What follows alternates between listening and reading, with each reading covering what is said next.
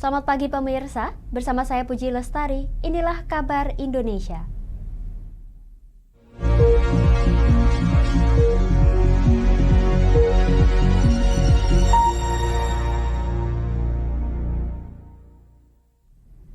Pemirsa, sebuah bus pariwisata yang sedang parkir tiba-tiba terjun ke sungai di kawasan wisata Guci, Tegal, Jawa Tengah pada Minggu 7 Mei 2023 lalu. Sopir bus mengaku bus yang tengah diparkir tersebut dalam kondisi mesin menyala dan rem tangan sudah diaktifkan.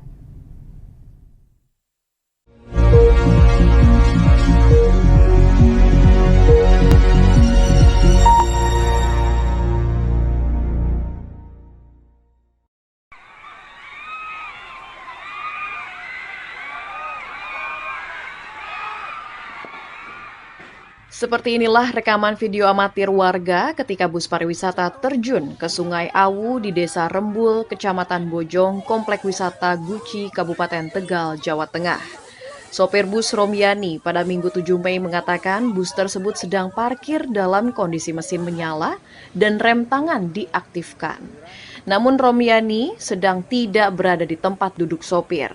Tiba-tiba bus terjun dan terguling di sungai. Saat itu sebagian penumpang sekitar 20 orang berada di dalam bus. Ya, turun sendiri itu yang dilakukan apa? Ya saya mau kejar, akan kejar. Ini tuh nggak mungkin karena kondisi rem tangan. Kami sih saya bergantung itu. Dan yang hal yang mungkin. Itu bagi handbrake udah ganjil ya? Ganjil depan ya? Iya.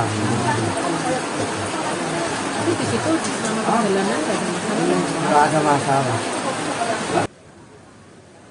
Insiden ini diduga rem tangan bus tidak berfungsi sehingga belasan penumpang luka-luka telah dievakuasi ke Puskesmas Bojong dan Puskesmas Bumi Jawa guna mendapatkan perawatan. Hingga berita dibuat, belum ada laporan meninggal dunia akibat kejadian nahas ini. Adapun kecelakaan tunggal ini dalam penanganan Satlantas Polres Tegal. Dari Tegal, Jawa Tengah, Yusuf Fatoni, Kantor Berita Antara mewartakan. Pemirsa, pemerintah Kota Tangerang Selatan, Banten mendatangi korban musibah jatuhnya bus di sungai yang ada di kawasan wisata Guci, Tegal, Jawa Tengah dan memberikan bantuan berupa santunan kematian kepada keluarga korban, khususnya diberikan kepada para ahli waris.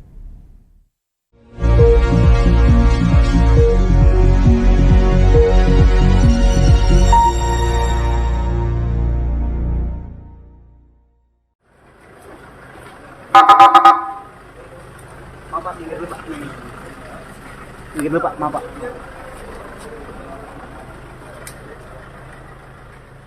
Jenazah Maja bin Sitem, korban meninggal dunia pada musibah kecelakaan bus yang jatuh ke sungai di kawasan wisata Guci, Jawa Tengah tiba di rumah duka pada Senin dini hari. Kedatangan jenazah ke rumah duka di Kecamatan Serpong Utara, Kota Tangerang Selatan, disambut isak tangis keluarga. Wakil Wali Kota Tangerang Selatan, Pilar Saga Ihsan yang datang ke rumah duka pun turut menyampaikan rasa belasungkawa atas musibah yang terjadi di Tegal, khususnya bagi masyarakat Kota Tangerang Selatan yang meninggal dunia. Untuk itu pihaknya melalui Dinas Sosial setempat akan memberikan bantuan berupa santunan kematian kepada keluarga korban. Dari Dinas Sosial juga menyiapkan dana santunan kematian gitu, yang akan disampaikan kepada keluarga korban. Tadi sudah disampaikan, nanti ada dari Dinsos juga kami akan menyampaikan santunan kematian yang memang ini program yang untuk masyarakat yang mengalami musibah meninggal dunia. Berdasarkan informasi terbaru dari Dinas Sosial, 3 korban mengalami luka berat. 1 korban dipastikan meninggal dunia, sehingga total ada 2 korban yang meninggal dunia. Untuk penanganan korban luka lebih lanjut, pihak Pemkot Tangerang Selatan menyiapkan 2 rumah sakit umum, yakni RSU Tangerang Selatan dan RSU Serpong Utara. Dari Kota Tangerang Selatan, Agung Andika Indrawan, Kantor Berita Antara, mewartakan.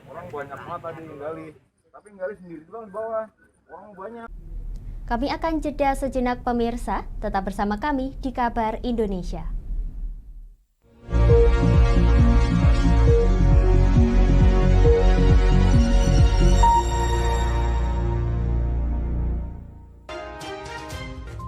Inilah ketiga anggota komplotan pencuri spesialis pecah kaca mobil setelah melakukan penggelapan 20 sepeda motor dan 2 unit mobil dengan modus retal. Merangkum semua peristiwa sebagai berita yang penuh fakta.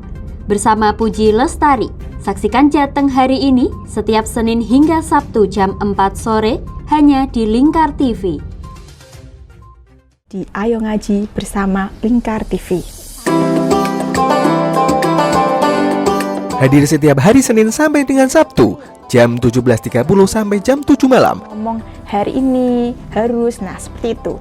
Anda akan ditemani Ustadz-Ustadzah untuk belajar huruf-huruf hijaiyah dan ilmu Al-Quran. Saksikan terus Ayo Ngaji hanya di Lingkar TV. Oke, kembali lagi di Ngobrol Inspirasi.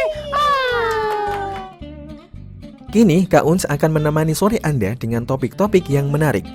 Adik, kita tak selamanya indah, adik. Kayak gitu ya. Ngopi, ngobrol inspirasi. Setiap hari Selasa jam 3 sore hanya di Lingkar TV.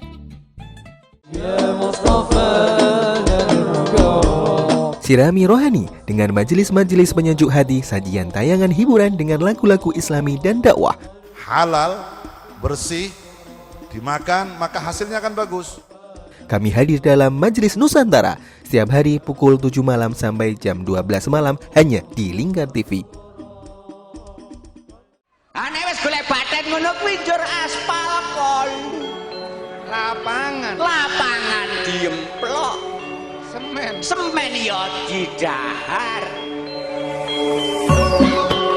Memberi hiburan malam Anda yang dikemas dalam budaya Jawa, nguri-nguri budaya. Hadir setiap hari jam 00.30 sampai jam 3 dini hari hanya di Lingkar TV. Berpuluh-puluh tahun kita bangsa Indonesia telah berjuang untuk kemerdekaan tanah air kita. Mengupas sejarah Indonesia yang penuh makna. Merdeka atau mati. Berbagai informasi sejarah yang ada di Indonesia, sejarah tradisional warisan bangsa. Semua terangkum dalam Aku Indonesia setiap Senin sampai Sabtu jam 7 sampai jam 11 siang hanya di Lingkar TV.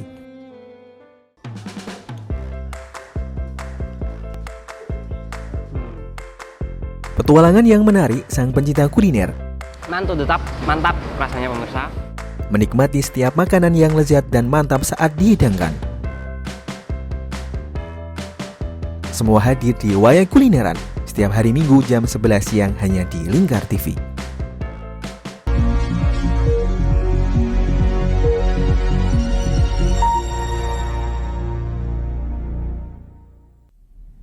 Anda masih menyaksikan kabar Indonesia pemirsa. Sebanyak 798 orang mendaftar sebagai tamu akomodasi terapung PT Pelni dalam KTT ke-42 ASEAN di Labuhan Bajo, Nusa Tenggara Timur mendatang. Di antara 5 kelas kamar yang tersedia, kelas 1A telah dipenuhi oleh pendaftar yang akan menempatinya.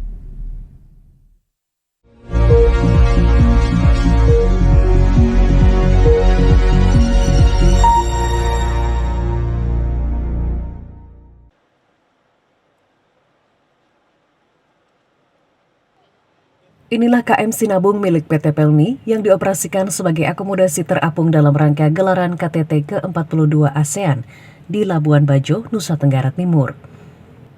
Sebanyak 798 orang tercatat sudah mendaftar sebagai tamu yang akan menginap di kapal berdaya tampung hingga 2.000 orang ini. Direktur Usaha Angkutan Penumpang PT Pelni, Yahya Kuncoro ditemui Minggu malam 7 Mei menyebut dari total 5 kelas kamar yang tersedia, kamar kelas 1A dan 1B telah dipesan habis. Adapun dalam proses penyediaan akomodasi tambahan ini, Pelni bekerja sama dengan Kementerian Sekretariat Negara, Setnek. Kami sebagai penyedia dari akomodasi terapung tapi secara register ataupun secara ini dari yang mengisi itu adalah dari Kesekretariatan Negara. Dan ini dari kementerian lembaga sebenarnya yang banyak, kemudian juga ada dari nanti pengamanan, bisa seperti itu. Ini bukan kali pertama akomodasi terapung disiapkan untuk event besar internasional di tanah air. Sebelumnya pada 2022, Pelni juga menyiagakan KM Kelut sebagai akomodasi terapung gelaran MotoGP Mandalika di Lombok, Nusa Tenggara Barat. Dari Labuan Bajo, NTT, Suwanti, Priska Triverna, Kantor Berita Antara, mewartakan. Pemirsa, cabang olahraga pencaksilat menyumbangkan 2 medali emas dan 1 perak pada laga pencaksilat melawan Malaysia dan Thailand pada SEA Games 2023 yang diselenggarakan pada hari Minggu 7 Mei 2023 di Phnom Penh, Kamboja.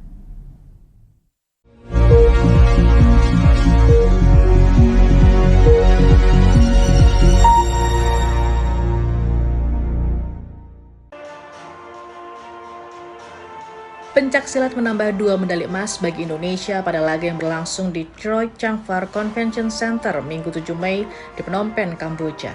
Medali emas pertama diraih oleh Puspa Arumsari untuk nomor seni tunggal putri. Medali emas kedua diperoleh dari nomor regu seni putra melalui ketangkasan Anggi Faisal Mubarok, Asep Yuldansani, dan Rano Slamet Nugraha. Pelatih kepala tim pencaksilat Indro Catur Haryono optimis pencaksilat akan menambah medali emas kembali bagi Indonesia pada pertandingan yang akan kembali bergulir pada Senin 8 Mei. Jadi kita ada 13 atlet yang akan bermain di tanding, akan bermain tanggal 8 itu untuk penyisian, tanggal 9 semifinal, tanggal 10 akan final. Jadi kita harapkan mohon doanya saja nanti untuk yang fight, yang tanding kita juga yang terbaik, yang terbanyak untuk bisa meraih medali emas. Pencaksilat menurunkan 20 atlet untuk mengikuti 17 nomor pertandingan, antara lain nomor seni tunggal putri, nomor regu seni putra, nomor ganda seni putri, dan nomor tanding. Dari Phnom Penh, Kamboja, Feni Aprianti, Syahrudin, Kantor Berita Antara mewartakan.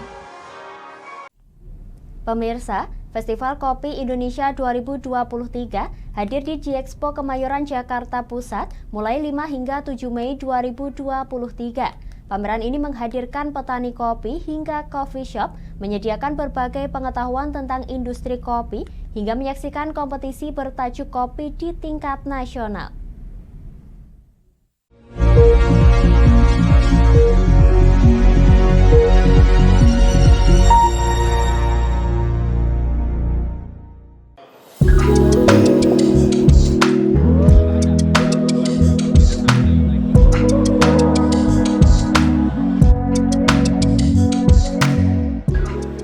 Bagi Anda penikmat dan pecinta kopi, berkunjung ke Festival Kopi Indonesia 2023 adalah pilihan yang tepat. Pameran yang digelar di G-Expo Kemayoran, Jakarta Pusat sejak 5 hingga 7 Mei ini menyuguhkan beragam jenis kopi Nusantara dari Aceh hingga Papua. Di pameran ini juga turut menghadirkan berbagai kebutuhan bisnis kafe maupun penikmat kopi individual. Mulai dari biji kopi, mesin espresso, mesin roasting, peralatan dan perlengkapan barista, pengemasan produk kopi, hingga teknik menghias kopi. Pada area Farmer Village misalnya, pengunjung disuguhkan dengan galeri yang memajang aneka jenis kopi yang dipanen langsung dari petaninya. Mulai dari Aceh, Sumatera Utara, Sumatera Selatan, Lampung, Jawa Barat, Jawa Tengah, dan Jawa Timur. Humas Asosiasi Kopi Indonesia, Rini Hasanah, kepada Antara Minggu 7 Mei mengatakan, event seperti ini memberikan keuntungan tersendiri bagi petani kopi, pelaku UMKM, dan barista kopi. Sebab selain dapat membantu memasarkan produk-produk kopi, Festival Kopi Indonesia juga dapat mengedukasi langsung para pengunjung yang hadir mengenai cita rasa kopi-kopi Nusantara. Mulai dari budidaya kopi di hulu, cara menanam kopi, jarak antar tanaman, pemupukan pohon kopi hingga pasca panen.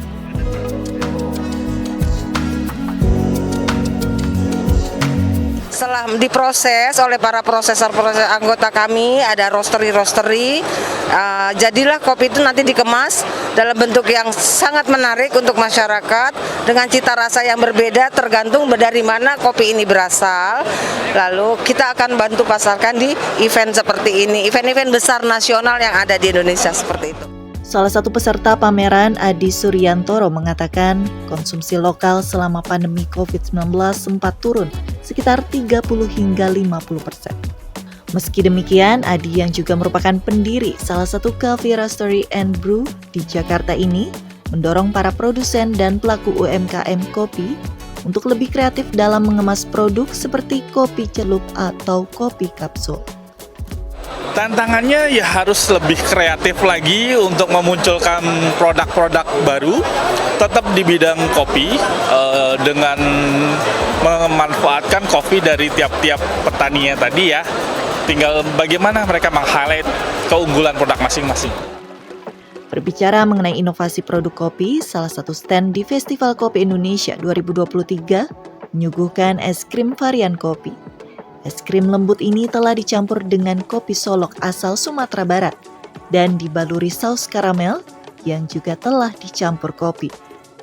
Tapi kita mau coba ngikutin, dalam artian kita pengennya juga nggak asal buat, tapi kita juga pengen bikinnya tuh yang serius, makanya kita campur itu bahan dasar kopinya, es krimnya dengan kopi, sampai karamelnya juga kita campur dengan kopi gitu. Jadi emang, tapi nggak terlalu strong juga, masih bisa ngebalance sama produk es krimnya gitu. Festival Kopi Indonesia 2023 juga turut membuka peluang bagi para pengunjung untuk membuka bisnis dan kerjasama dengan peserta pameran. Dari Jakarta, Afra Ogesti, Asfar Muhammad, Kantor Berita Antara mewartakan.